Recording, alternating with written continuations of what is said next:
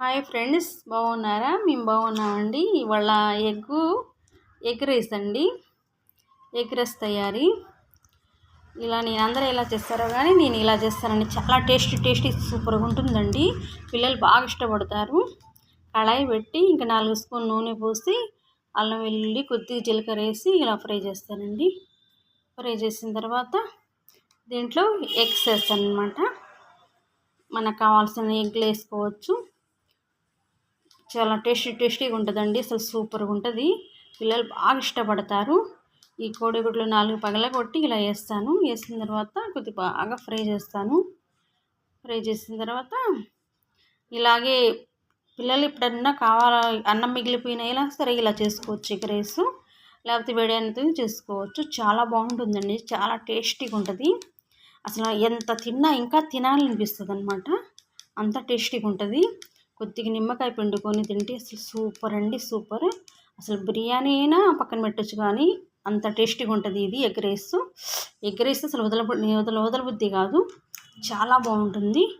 సూపర్గా ఉంటుంది. కొద్దిగా ఇలా ఎగ్ ఫ్రై చేసుకున్న తర్వాత పుదీనా, కొత్తిమీర, టమాటా వేస్తానండి. వేసిన తర్వాత ఫ్రై చేస్తాను.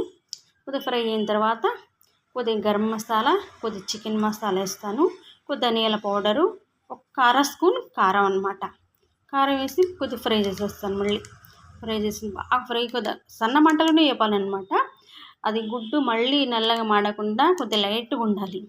చాలా బాగుంటుంది. అసలు ఎంత టేస్టీగా ఉంటుందంటే ఎగ్ రైస్ చాలా బాగుంటుంది. సరే బండి మీద ఎగ్ రైస్ అన్నా వదిలిపెట్టబుద్ధి అయ్యిద్ది, కానీ మన ఇంట్లో చేసుకున్నది చాలా టేస్టీగా ఉంటుందండి. మీరు ఇలా తయారు చేయండి, చేసి పిల్లలకి పెట్టండి. అసలు పొద్దుస్మాన అడుగుతూనే ఉంటారు, మామూలు రైస్ వద్దు మమ్మీ, నాకు ఎగ్ రైసే కావాలి అంటారు. మా పిల్లలు లంచ్ బాక్స్ అయినా నేను ఎగ్ రైస్ పెట్టించేస్తాను. ఉదయం స్కూల్కి వెళ్ళేటప్పుడు టిఫిన్ కూడా ఇదే చేసిన తిని వెళ్ళిపోతారు. చాలా బాగుంటుందండి. సూపర్గా ఉంటుంది.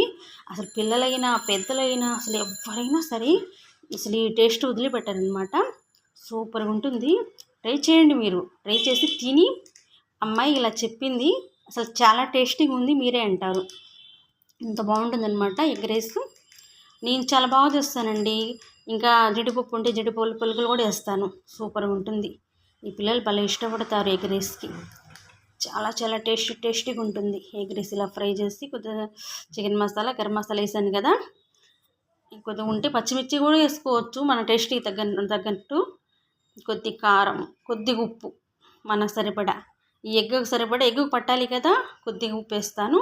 ఉప్పు వేసిన తర్వాత ఎగ్గు పట్టిన తర్వాత మళ్ళీ ఇంకా రెండోసారి ఎగ్ రైస్ కలిపేటప్పుడు కొద్దిగా ఉప్పు మరి లైట్గా కారం కూడా చల్లేస్తాను.